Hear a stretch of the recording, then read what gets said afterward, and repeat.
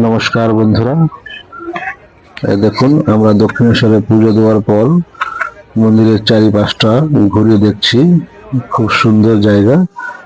আর এই দেখুন 12 মন্দির, 12টি শিবলিঙ্গ আছে এখানে। দেখার মতো জায়গা, খুব সুন্দর লাগলো এখানে এসে। 6টি মন্দির এপাশে রয়েছে, 6টি ওপাশে রয়েছে।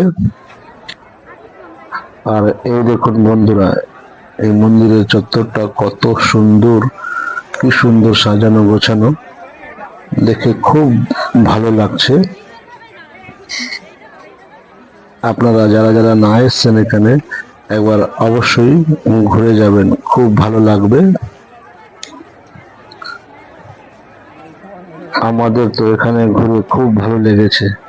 আর ভিডিওটা কার কাছে কেমন লাগলো অবশ্যই কমেন্ট করে জানাবেন। ধন্যবাদ।